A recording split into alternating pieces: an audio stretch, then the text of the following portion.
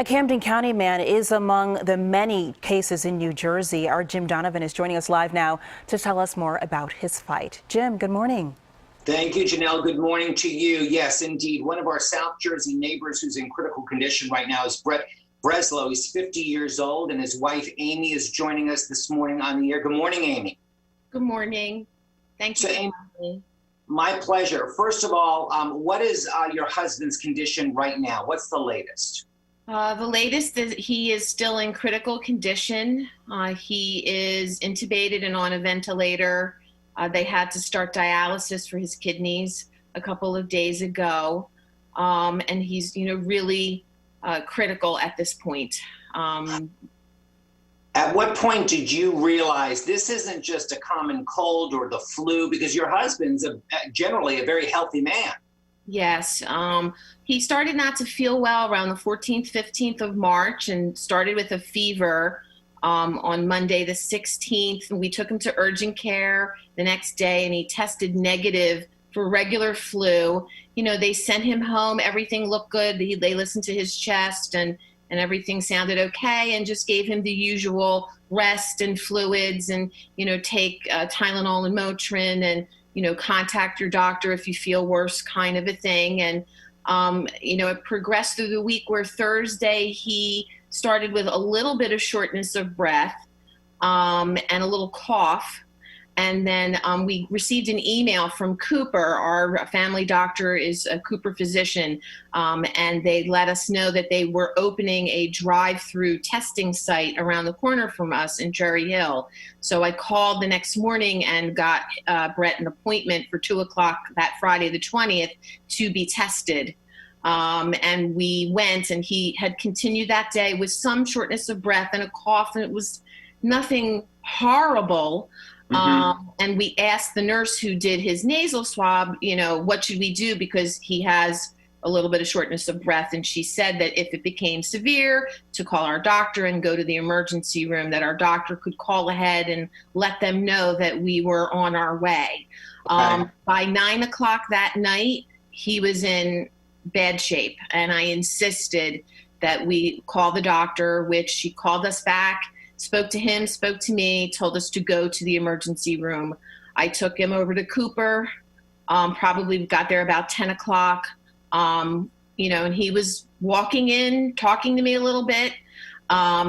They would not let me go in with him, basically. They said the ER was on lockdown because of the virus. So he went in, and I had to stand outside.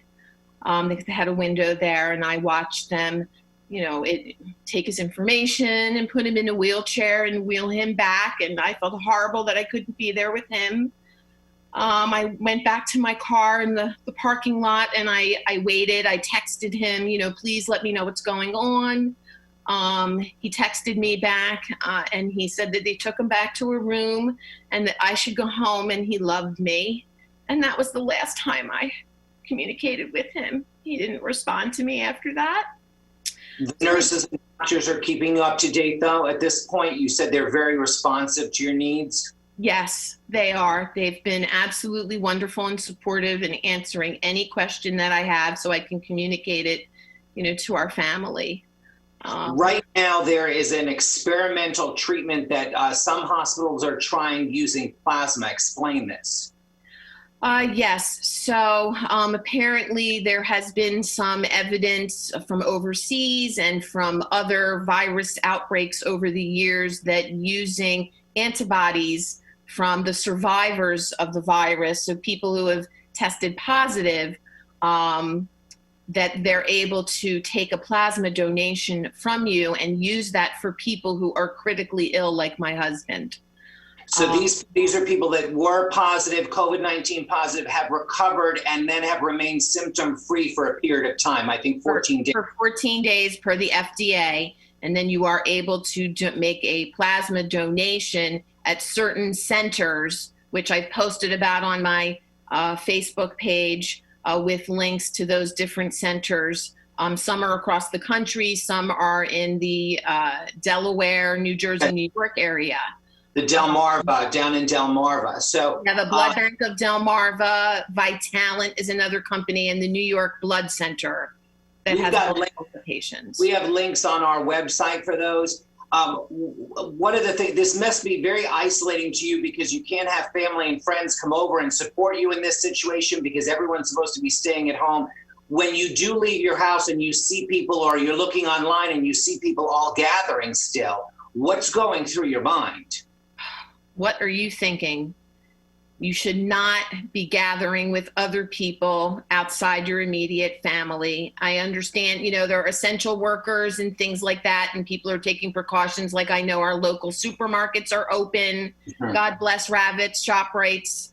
They've been amazing, getting information to me for things I need, or my family and friends going and picking stuff up and dropping it off on my front porch. And when I see that people are, out in the neighborhood gathering, they just don't understand. They're putting themselves and others at risk to spread this. Well, Amy, you, Brett, and your 2 kids are in our thoughts and our prayers. Please take care and keep us up to date, but we'll be thinking and praying for you. Thank you very much for having me on. Thank you, Amy.